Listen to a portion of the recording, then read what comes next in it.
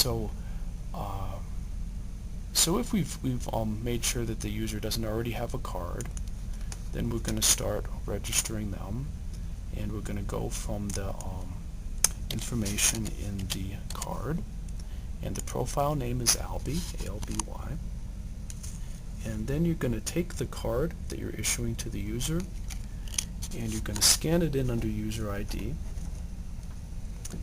And as you can see here, we're using the wizard, which has it's a new user registration wizard. It's the pencil with the person with the book there.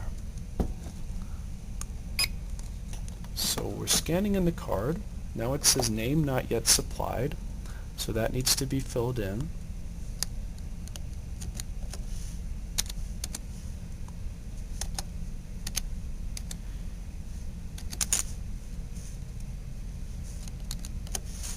And we try to put it all in uppercase where possible. Just makes it a little easier. And in this case, I'm definitely going to use that middle initial since there is another Daffy Duck. And that's all you really put in on the privilege or the basic part of the application here. And what I usually do is when I start up like this, I will register the user and then I'll go back and make more changes. That just makes it a little easier, and if it crashes or something, I don't lose all my info and so on. Under privilege, we don't really put anything there. One thing we do want to note to the patron is that they're going to be given a PIN number for their card to begin with, and that's WYLD. They can change that later though. Under demographics, the first user category, it's either going to be one of the choices here, and it can be adult. Alby Campus, I believe we've used, has been used for the LCCC students, but I'm not sure that we've really used that card in our library, that category.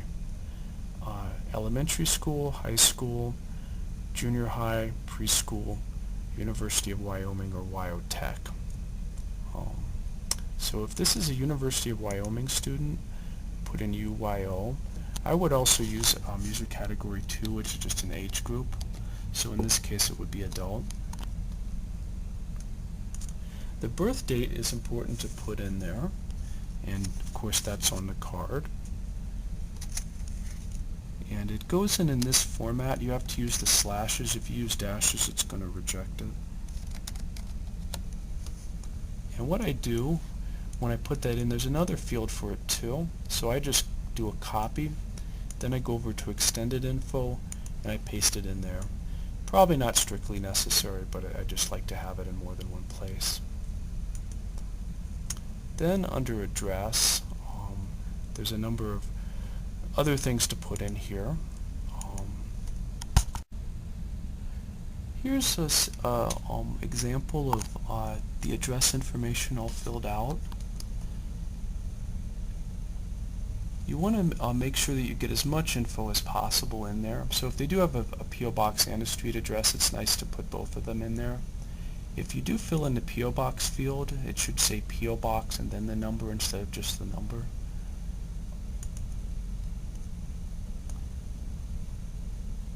Sometimes it's easy to, especially with the form that we have, it's easy to have an email address that's hard to read. It's always good to check up with the person just to confirm, because we get a lot of email bounce back to us because we're just a number or a letter's a little off on that. If they do have other phones, like a work phone, if they want us to include that, we can. That's not essential. And there's other information that can be included, especially for kids. It can also use care of if there's an adult who wants to receive the information for the kid if there's an overdue notice or something. Sometimes there's more than one address. If there's a reason why we need to keep more than one address, if they're a seasonal person who moves somewhere else for part of the year, sometimes that's helpful. So there's just space for an address 2 and address 3. Generally, we're just going to fill in address 1, though. So basically, you know, under basic, just the name as complete as you can make it. Last name, comma, first name, and initial. Privilege we don't do anything with. We just might want to let them know about the PIN. Demographics, what their status is, if they're just an adult in the community, or if they're a student, their age group, the birth date. Address, street address, zip code, email address wherever possible, phone number. Extended info, I just duplicate the birth date there.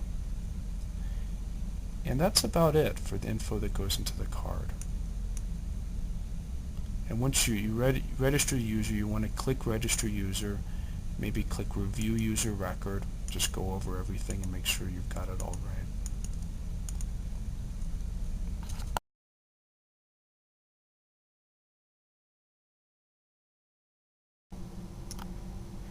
When you've got a card completed, when you've entered them in CIRCE, you've given the patron the card, they've signed for the card if they have the full-size card, and everything is complete and you've checked all the info, you can go ahead and file it.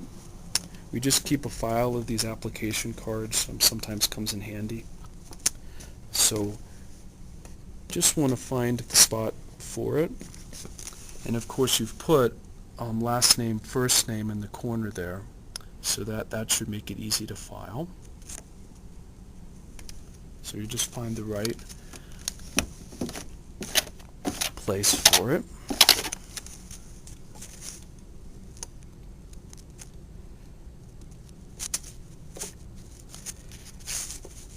And then you're going to file it. It's all in alphabetical order by last name and then first name.